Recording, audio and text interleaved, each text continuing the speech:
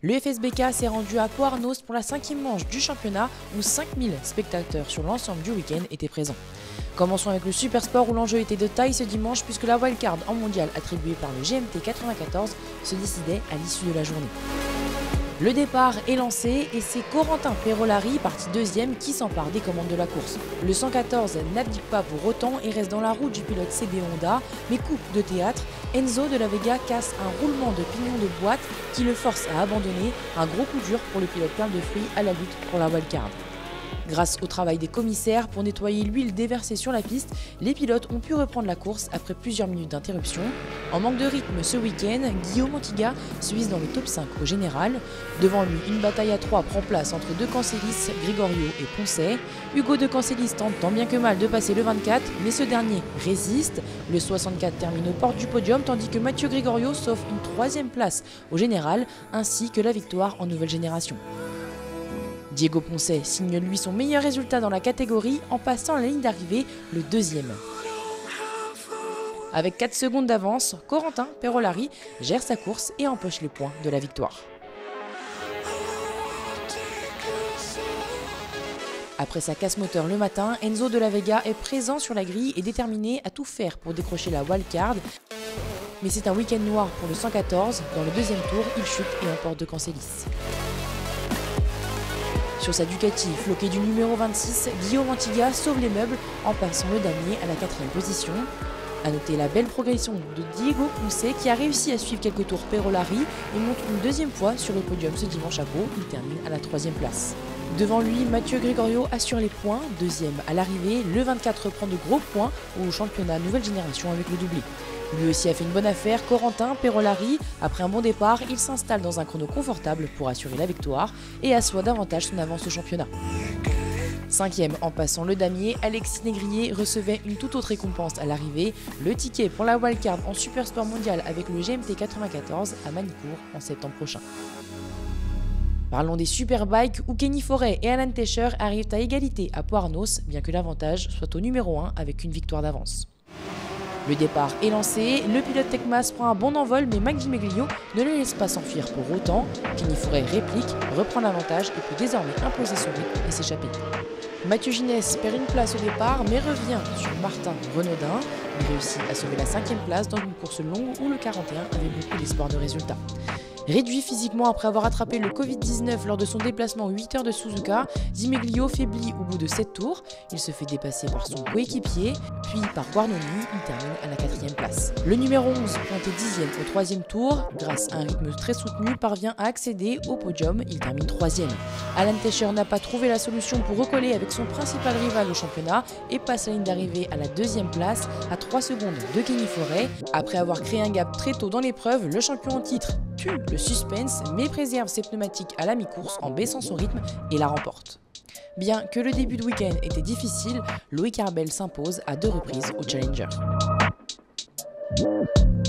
L'après-midi, il faisait très chaud pour la 2e manche, plus de 36 degrés sur la grille.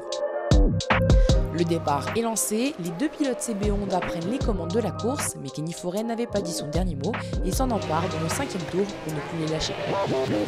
La chaleur met en difficulté Jérémy Guarnoni qui termine néanmoins 5e et reste content des progrès sur l'ensemble du week-end. Devant une bataille à 3 prend place pour le podium entre Ginès, Tescher et Claire. Ce dernier termine en 4e position et prouve sa montée en puissance sur la Honda.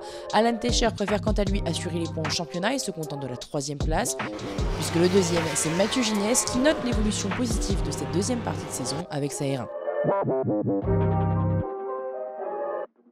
Pour Kenny Forêt, c'est le week-end parfait, pole position et 2 victoires. Le numéro 1 frappe fort à Pau-Arnos ce week-end et possède 16 points d'avance sur Tescher. Arbel est toujours premier des challengers. Continuons ce résumé avec les sidecars qui disputaient leur 2e manche du week-end ce dimanche. En F2, nous retrouvons seulement 2 pilotes sur le podium, c'est Gillard et Corchard sur la 2e marche. À 1 seconde 6, Deran et Sescuti, les 522 remportent la course dans leur catégorie et empochent le point du meilleur tour. Du côté des F600, c'est le side 15 de Gadet et Pouillot qui passent la ligne d'arrivée les 3e. Sur leur Yamaha 4e de leur catégorie la veille, Vitoz et Pira sont cette fois-ci 2e. Et c'est Vinet et Lafont qui réalisent le doublé en s'imposant avec 22 secondes d'avance. Bien qu'absent ce week-end, la famille Peugeot conserve leur avantage au championnat. Gillard et Écorchard sont premiers des F2. Passons à l'OGP où la première course est interrompue par un drapeau rouge. Les pilotes ont pris un deuxième départ pour seulement 5 tours, telle une course sprint. En NSF 250, ils étaient 3 à se tenir en moins d'un dixième. Caillet, Belon et San Juan. C'est ce dernier, le numéro 99, qui passe le damier en premier devant Belon pour seulement 4 petits millièmes sur la ligne. Caillet complète lui le podium en montant sur la 3e marche à 9 centièmes de ses adversaires. Du côté du Prémoto 3, une bataille prend place entre Calini et Dufaux-Cerno pour la 3e place. C'est Calini qui a le dernier mot à l'arrivée pour 3 dixièmes. Devant, nous retrouvons Matteo Berger sur sa B11 à la 2e position. Et le vainqueur pour la 7e fois cette saison, c'est Florian François. Le numéro 12 n'est jamais descendu du podium depuis le début de l'année. L'après-midi, les pilotes de l'OGP et by Motul nous ont offert une bataille à 4 composée de 3 pilotes du NSF 250, toujours Caillet, Belon et San Juan, mais aussi Florian François du Prémoto 3.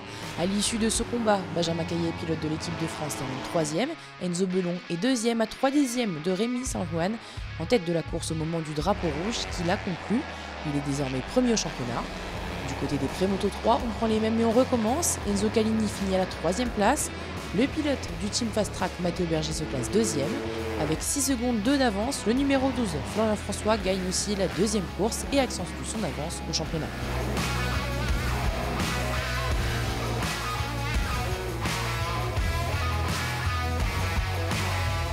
Comme souvent en 300, le suspense a tenu bon. Bien que parti de la pole position, Rossignol prend un moins bon départ que le leader du championnat Dorian Joulin qui s'empare des commandes de la course. Mais quelques minutes plus tard, le drapeau rouge est agité suite à la chute de Livio Mirabel dans la ligne droite. Les pilotes prennent un 2e départ et c'est de nouveau Joulin qui prend le meilleur sur Rossignol. À la 3e position, nous retrouvons le pilote CMS Robin Sautreau à 8 dixièmes des hommes de tête. Dans les derniers instants, le numéro 24 passe à l'attaque et dépasse Joulin, mais ce dernier réplique et remporte sa 4e victoire de la saison pour seulement 3 dixièmes devant Rossignol, 2e.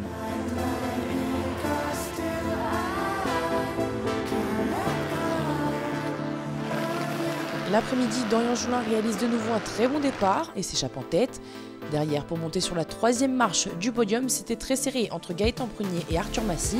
C'est ce dernier, le 94, qui passe la ligne d'arrivée avant lui pour 200e seulement.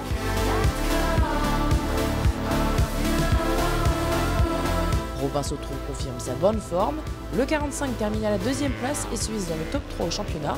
Le 26, Dorian Joulin fait partie des pilotes qui réalisent le doublé ce week-end avec une 2e victoire. Il est toujours leader des 300.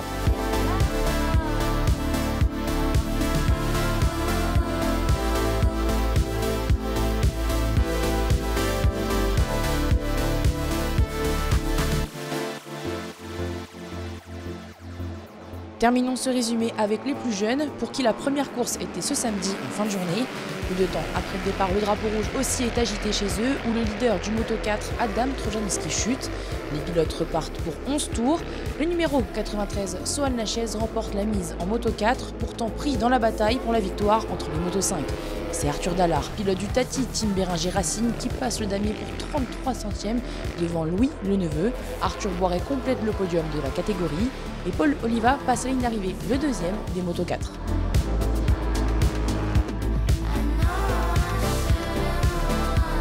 Le lendemain, dans cette même catégorie, Jacques Carpentier monte pour la première fois de la saison sur le podium en passant le damier 3e.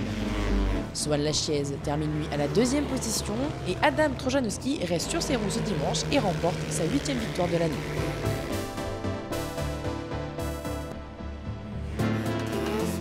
En Moto 5, le leader du championnat Arthur Dallard termine 8e suite à un problème mécanique tout au long de la course. À la 3e place, nous retrouvons le 83 Arthur Boiret. Teddy Berthelot, qui a chuté la veille, termine à la 2e position et le vainqueur, c'est Louis le neveu.